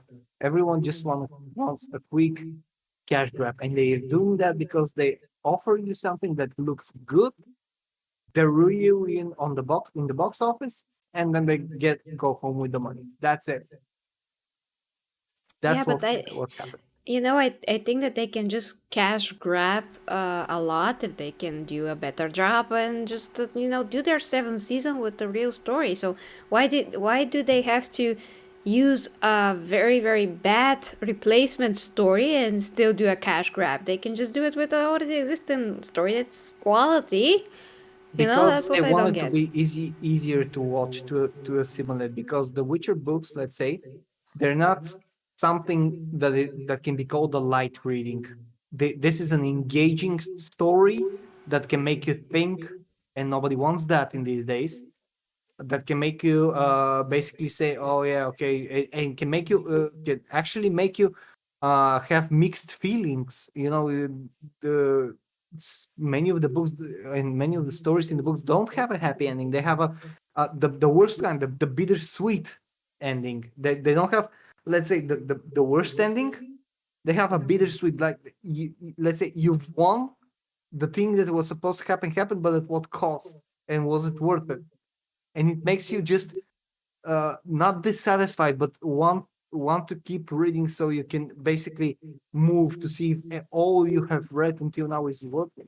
Nobody wants to instill these kinds of feelings into today's audience. They want to have an easy good guy wins. There is a lot of drama, there's a lot of suspense, there's a lot of action, and at the end the good always wins, and that's it. That is the narrative.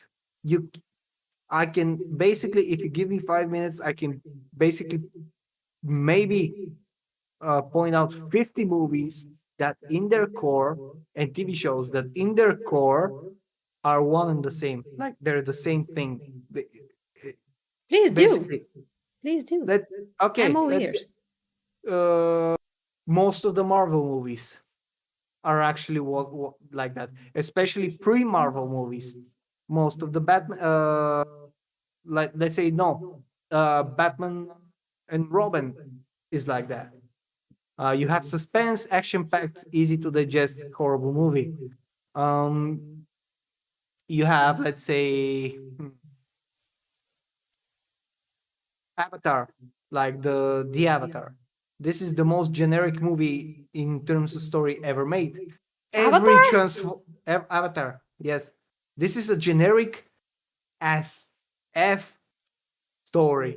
You have native people, you have invaders, you have one person who mixes with the natives and turns good and wants to protect them. You have the bad guy of the invaders who is his former commander.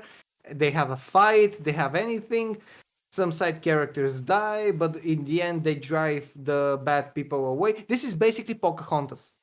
This is the movie I Pocahontas know, with but aliens. Avatar has another type of a meaning, but that's another topic for another day. So yeah, I, continue. I mean, you can have sub meanings, you can have divergent meanings, you can have divergent plots. Yes, I'm saying the main plot, what actually beginning end, what is it? You understand? Like Yeah. each and every one of these movies has one core progression. You have intro, you have introduction of the characters, you have their basic personalities, you have their unique characteristic that despite their character flaws that are annoying in the movie and anger the superiors or their bosses or their girlfriends, they're irreplaceable. You have the special task that needs to be done, or the event that happens, or the um, thing that they need to achieve in that movie, which goes with they're starting promising, they're starting with a laugh, there's some funny scenes, then something happens and they lose all hope, but then something happens, the hope is returned, they have new hope to continue, or they find something miraculously that will help them achieve what they couldn't achieve or couldn't build or couldn't do.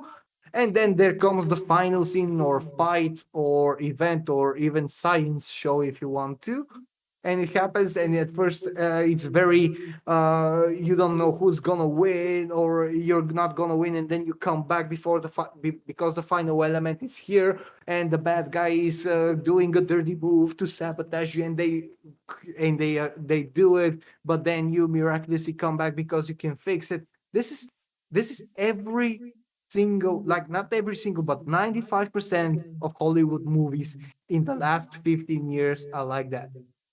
There some um, of course there are enough differences to make it interesting and enough in between scenes to make it interesting, to make it a viewing pleasure, but broken down, the plot is the same. It is absolutely the same, one to one. This is a narrative. This is a formula. They have it Formula, yes. written. They have it written, and they're sticking to it.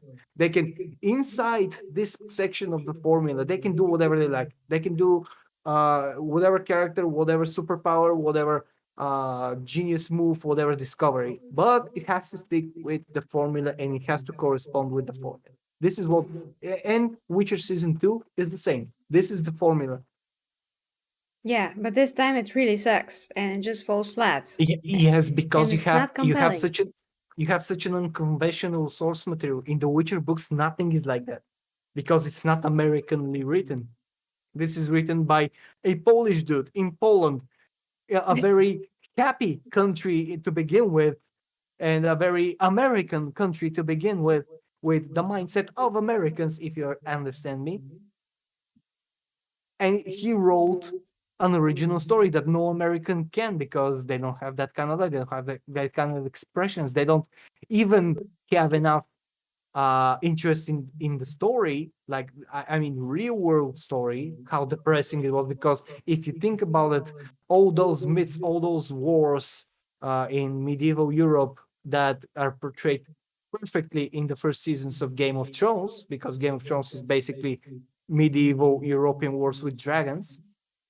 Same thing is with The Witcher, like the Balkans, the Slavic culture, the wars, the invasions. This is what is recreated and fantasized about from the perspective of a lonely, mutated mercenary who kills monsters. And it's ingenious because nothing, like, you have no idea when you read the books, you see how many stories are without a happy ending, with a bittersweet ending, with just lingering uh heavy thought and feelings in your chest to see, like, why did this happen, and you want to continue reading because it's interesting, because you want it all to have a meaning, you want to see it through the end. Yeah. This is this is this is why source material matters. Basically what I what I said in the beginning.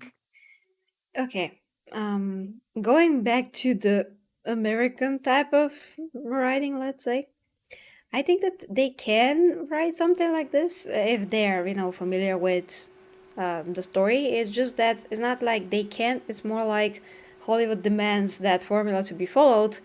So it doesn't matter where the story comes from. It doesn't matter if it's from Poland, Russia, Bulgaria, Greece, whatever. They're just gonna do the same things to it. They're just gonna apply their formula to it. So it kind of like doesn't matter where it comes from. But the point stands that this story of The Witcher is written in an original way by someone that is, from Poland, and he has implemented a lot of Poland's folklore as well as some Slavic stuff in it, and that is what makes it unique. It gives it the flavor, it gives it the style, all of those things that are valuable because it's not like, they're not unique, and that is exactly why, they are unique. And when you apply the formula, everything just deletes itself and goes by the freaking formula. So that is just sad. To delete the identity of something.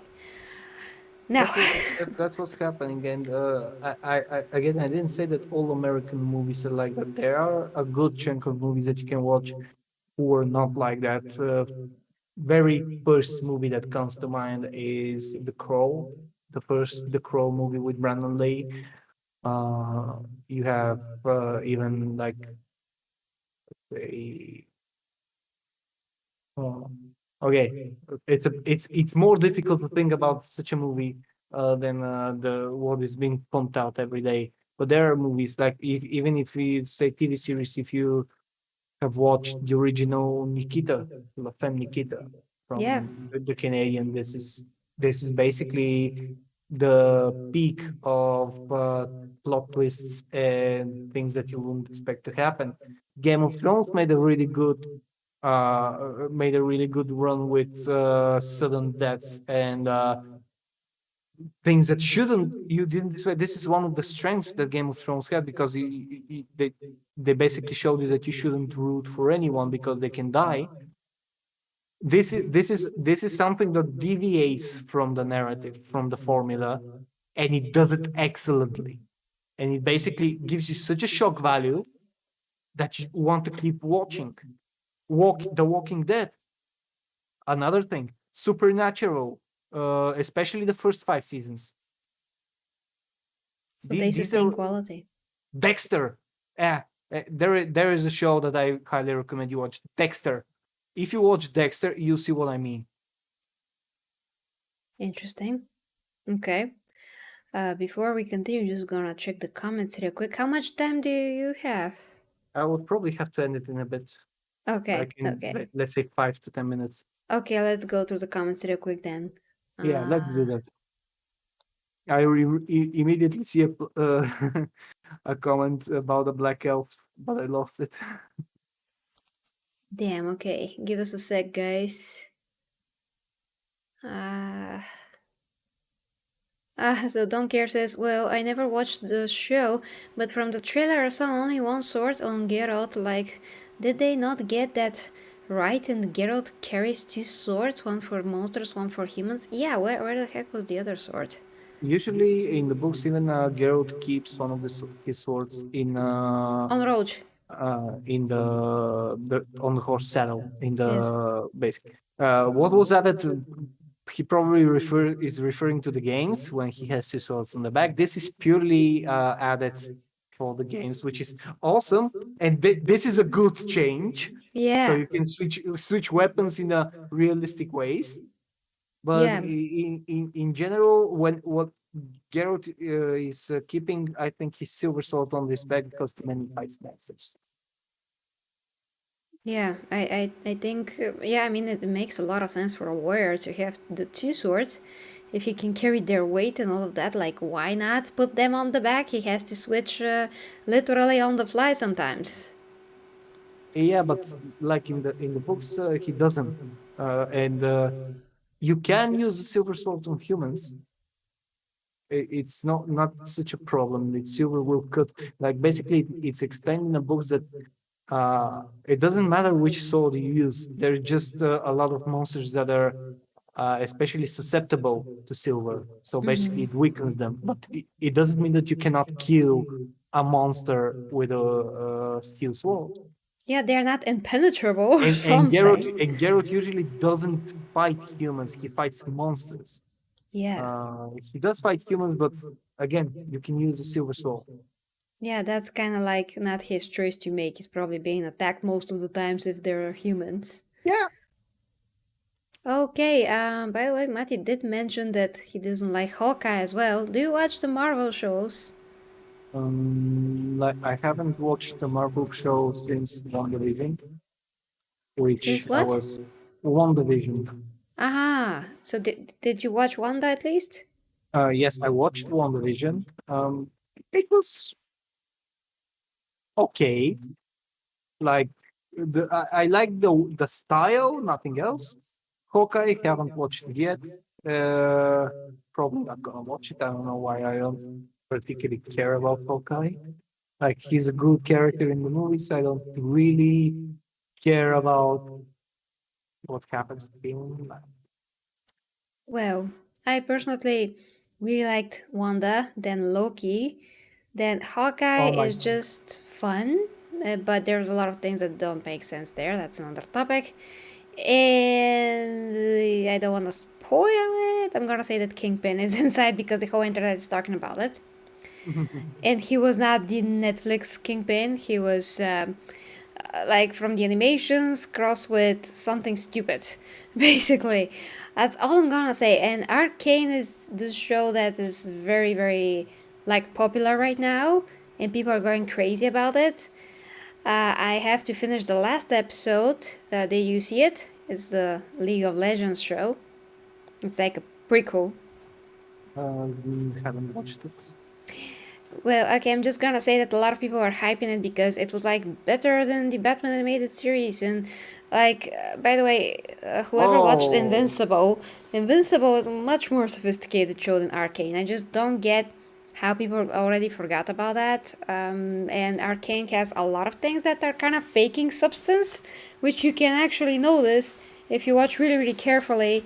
And a lot of things are faking a lot of things. So, but I'm going to talk about Arcane when I get to the last episode because I want to see if they're going to somehow create substance out of what I'm seeing so far. So it is awesome for most people, but I did see through it, so there's that. I wanted to really, really love it. The animation is brilliant, and some aspects, like fighting, let's say, is brilliant, but the story, I do think that there's forced emotion there, and I watched enough shows and animations and in general shows to recognize what is forced and what is actually genuine, so I didn't buy into it. Let's just go by that. But Arcane is a very long topic. Okay, so reading real quick, guys. Witcher is for Slavic what Lord of the Rings is for Anglo-Saxon literature. I don't know why this word is so hard for me. As a German, I don't know much about Slavic culture. I only know that stupid stereotype about them wearing Adidas trousers. Who came up with that? I mean, yeah, because Slav, like the Gopnik, if you've seen, and the Adidas boost the peeling of sunflower seeds and driving a ladder, basically from that. If you have watched Life of Boris, the YouTube channel, you'll see what I mean. I haven't. Well, that's not a representation of all Slavic nations, which there are a lot of these. I mean, Bulgarians are different than Serbians, and Russians are different than Serbians and Bulgarians. I mean, we obviously do have some Yeah, similarities, but yeah, of course, it's basically a Slavic stereotype that is used a lot, like with everything, like with the rednecks. This is just a highly represented stereotype on the internet. yeah. But I mean, there's of course some truth to every stereotype. Stereotype. Let's go and just say that because there Yes. is. There is, of course, but that, of course, does not represent all nations or all people, and you know about what I'm talking about. Okay, almost. Okay, reading. Okay, then I misunderstood something. Well, semi-realistic pulling a sword from a back scabbard is pretty impossible unless you have a special scabbard. Well, I have to watch. There's channels on YouTube that are just great about weapons like Scaligrim and one more guy that just forget his name, and they explain these things, which is great. I One of these guys is making Fighting Autopsy, I think it was called, and it's just great. He did one of the first season, and you can see why how Geralt fought with one of the characters was absolutely ridiculous and not practical, but it looks great on screen, which for me is like more important. He has a unique style, how he holds the sword is not applicable to the real world because he's probably gonna cut himself and all of that stuff himself. But yeah, that's another topic. The black elf was brutally obvious miniature quota. He died after 5 minutes screen time. I'm not sure what do you mean. If like Superman, then I highly recommend Superman Minority and quota. Lois. Sorry. Huh? Minority quota to fill the quota of having minority characters. Ah, that's what he means. Okay. I do watch Superman and Lois. I haven't finished that because I just don't have any time. But yeah, I like Good it. show. Yeah, Arcane. I have to watch. I heard it's one of the greatest steampunk creations to date. So that's true, man. Well, steampunk or not, if they cannot convey real emotions to me and they're just faking that, yeah, probably you will not understand what I mean because you probably saw it as real, but believe me, there's something that's not quite okay there. The end is big time dark. Okay, Mate, I mean, a lot of things in this show are dark. Actually, Africa has Yambos, whatever that is. Yambos are a kind of African house elf native to Senegal, but are actually close to fairies. Oh, that's very interesting, Clayton. Thank you for that. I'm more proud of my Slavic side than any of my other sides. Well, Matty, that's awesome. You have to remind me once again from which side, how many percentages you're Slavic. That's interesting. Don't care, but I really want to learn more about the German folklore and Slavic folklore. They're all very interesting. We actually had our own Bulgarian show about our own, culture and myths and legends, but it flopped very, very badly.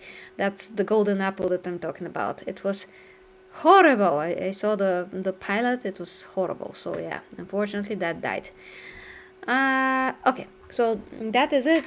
Finding a final word. So to sum up, Witcher season 2 is not only not faithful to the original material, but is butchering the characters, the story, and they just make their own things up. The prequel show does not supposed to exist, and they just made it out of their asses. But there's Michelle. I always forget her name. Michelle. Damn it. I love her. Anyway, she's awesome. Probably going to Messiah. watch her just to see her. And someone that read Wheel of Time, please let me know how they butchered that too. I wanna know. So yeah, finding words from you, dear Icy Hilzo. Read the source material, or watch the source material, or play the source material for whatever show you're about to watch. Be informed. And if you don't like the source material at all, but you like the show, that's okay. But if you like the source material and the show butchers it, call it out. Because there's one thing that each viewer can do. They have a voice. It's not a big voice, but when enough people gather around and basically tell their opinion and show uh, uh, what's wrong with anything is put out for supposedly our entertainment, that's how things are changed. I'm just going to remind you of what happened to Sonic and how good everyone's angry reactions influenced the show and the movie and what it turned out. Legendary. This is something we can do. If we have enough voice, we can do that. That's all I'm gonna say because I'm very spent and I can, I don't want to spend another 5 hours just ranting about something that is so disappointing. And instead, I'm probably gonna grab one of the books and I'm just gonna read it. Yeah, so that's an amazing example. Thank you for bringing that up. The Sonic was something that we all did collectively, and that was a huge win and a historical moment, changing his looks, making the movie a lot better. It was just bravo. I'm so happy That's about what that. needs to happen from now on. Every time some big producer or big TV company or whatever makes such a mistake, such a atrocity, we should be there to vocalize it and make them make amends. This is their they owe us for being fans and for basically bringing in the money that they collect to make and to be rich and to make more shows. We are the ones with the voice. Yeah, so whatever you can do, tweet about it, just do it. At least in Twitter, they notice these things when they happen. And on That's YouTube, it. That's it. as much as possible. So thank you very much, guys, for watching. Let me know what you think in the comments. As always, Ice Hilzo is going to revive his channel, which is going to be awesome. So I'm going Yeah. to pin his channel in the comments when I can, and you can visit his channel and just go follow him there when he does everything that's Witcher related and other angry rants that are very, very justified. Yeah, basically, you can expect if anyone has watched my channel in the past, discuss things, I will revive it. It's gonna be new. I have been motivated by this atrocity of a show. This is my motivation, and I cannot sit by and just be angry anymore. I rather share my anger with the world. So Yes, that next year, I'm probably gonna come back even in the beginning. that's gonna be awesome, and I'm looking forward to that. So, guys, as always, thank you, like I've said, and yeah, if you'd like to support me, you know where. Links down below, OnlyFans, everything else. with that being said, have a great and awesome new year. We're probably going to see each other tomorrow, God willing. And for now, love you guys. Until next time with me, Get Reviews, and I see you guys. Bye, guys. Thank you. Bye.